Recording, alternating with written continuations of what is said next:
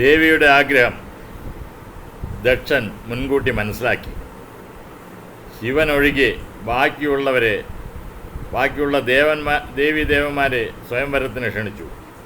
സ്വയംവര പന്തലിൽ ദേവി വന്ന് ശിവനൊഴികെ ബാക്കിയുള്ള ദേവീദേവന്മാരെ കണ്ട മാത്രയിൽ തന്നെ ദേവി മനസ്സിൽ ധ്യാനിച്ചു.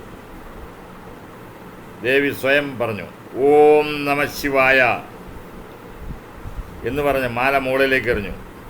എവിടെ മാല പോകുന്നുവോ ആ ഭാഗത്ത് ശിവൻ പ്രത്യക്ഷപ്പെട്ടു. ഭരണമാല്യം സ്വീകരിച്ചു.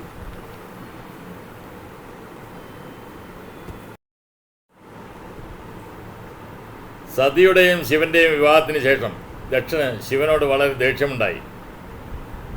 അഹങ്കാരവും വിദ്വേഷവും ദക്ഷന് ശിവന്റെ മേൽ ഉണ്ടായി. ശിവൻ തൻ്റെ മകൾക്ക് അനുയോജ്യനായ ഭർത്താവല്ലെന്ന് ദക്ഷൻ വിശ്വസിച്ചു. ബ്രഹ്മാവ് പങ്കെടുത്ത ഒരു സഭയിൽ ശിവൻ എഴുന്നേറ്റ് നിൽക്കാത്തതിനെ തുടർന്ന് ദക്ഷന് വിദ്വേഷം ഇരട്ടിച്ചു ശിവന്റെ മേൽ. പിതാവായ ബ്രഹ്മാവ് ദക്ഷനോട് ശിവനും സതിക്കും ഹാർദവമായ സ്വീകരണം നൽകുവാൻ ആവശ്യപ്പെട്ടു. അവർ പ്രപഞ്ചത്തിൻ്റെ മാതാപിതാക്കളാണെന്നുകൂടി പറഞ്ഞു.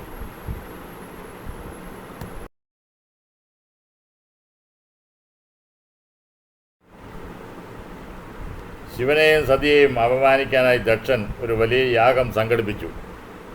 ഇതിലേക്ക് ശിവനെയും സതിയെയും ക്ഷണിച്ചില്ല.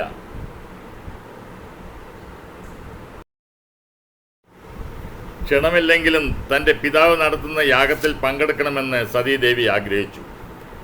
യാഗം നടത്തുന്ന സ്ഥലത്ത് ശിവനോ സതീദേവിയോ പോകുകയാണെങ്കിൽ ദക്ഷൻ തങ്ങളെ അവമാനിക്കുമെന്ന് ശിവൻ സതിയോട് പറഞ്ഞു. ശിവൻ വളരെ കോപത്തോടെ വീണ്ടും പറഞ്ഞു. ദേവി സ്വയം ചിന്തിച്ചു. ശിവൻ തന്നെ ഒരു സാധാരണ സ്ത്രീയെ പോലെയാണ് കണക്കാക്കിയിരിക്കുന്നത്. ഞാൻ ഈ പ്രപഞ്ചത്തിൻ്റെ അമ്മയാണ്. ദേവിക്ക് കോപമുണ്ടായി. കോപിച്ച് രൗദ്രരൂപം സ്വീകരിച്ചു.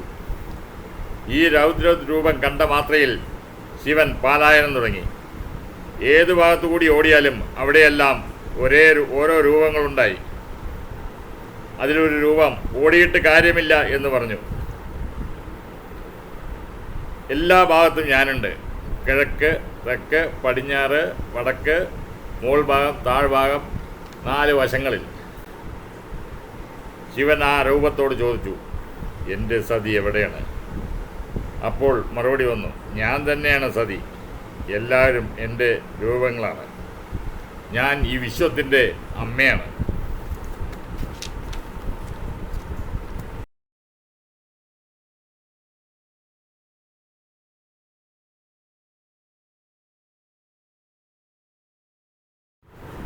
എന്തുകൊണ്ട് ഞങ്ങളെ യാഗത്തിന് ക്ഷണിച്ചില്ല എന്ന് ദേവി കോപാകുലയായി ദക്ഷനായ പിതാവിനോട് ചോദിച്ചു.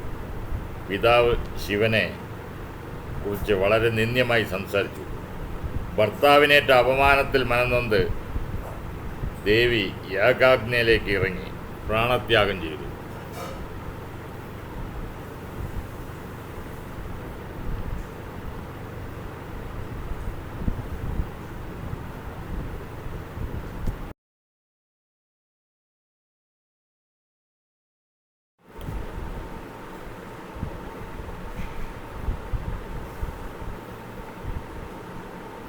പ്രാണത്യാഗം ചെയ്ത സന്ദേശം നാരദൻ ശിവനോട് പറഞ്ഞു.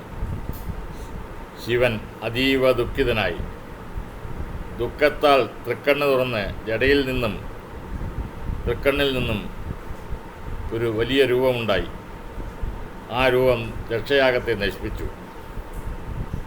പിന്നീട് കുറേ ശിവഭൂതങ്ങൾ ദക്ഷൻ്റെ തലവെട്ടി വെളുത്ത ആടിൻ്റെ തലവെച്ച് ദക്ഷനെ പുനർജീവിപ്പിച്ചു.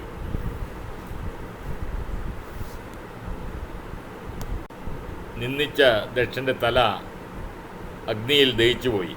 എന്നാൽ പുതിയ ആട്ടിൻ തല ശിവനെ വന്ദിച്ച് ശിവനെ സ്തുതിക്കാൻ തുടങ്ങി. ഓം നമഃശിവായ, ഓം നമഃശിവായ. പ്രാണത്യാഗം ചെയ്ത ദേവിയുടെ ശരീരം ശിവൻ കയ്യിലെടുത്ത് തലയിൽ വെച്ച് കോപവും ദുഃഖവും അടക്കാനാകാതെ രൗദ്രതാണ്ഡവം തുടങ്ങി. രൗദ്രതാണ്ഡവത്തിൽ പ്രപഞ്ചമാകെ ആടി ഉലഞ്ഞു. സംഭ്രാന്തരായ ദേവന്മാർ വിഷ്ണുവിനെ സമീപിച്ചു. ലോകരക്ഷയ്ക്കായി വിഷ്ണു ചക്രായുധം കൊണ്ട് ദേവീ ശരീരഭാഗങ്ങൾ 51 കഷങ്ങളാക്കി ഭൂമിയിലേക്ക് പതിപ്പിച്ചു. ഭൂമിയിലേക്ക് വീണ ദേവി ഭാഗങ്ങളെല്ലാം ഓരോ ശക്തിപീഠങ്ങളായി മാറി. ദേവിയുടെ ശരീരഭാഗം കാണാതെ ദുഃഖത്തിലിരിക്കുന്ന ശിവനെ നാരദർ വന്ന് വിഷ്ണുവാണ് ചെയ്തതെന്ന് പറഞ്ഞു മനസ്സിലാക്കി. ഉടനെ വിഷ്ണുവിനെ ശിവൻ ശപിക്കുകയുണ്ടായി. പിന്നീട് ശിവൻ കാമരൂപമായ ശക്തിപീഠത്തിൽ പോയി തപസ് തുടങ്ങി.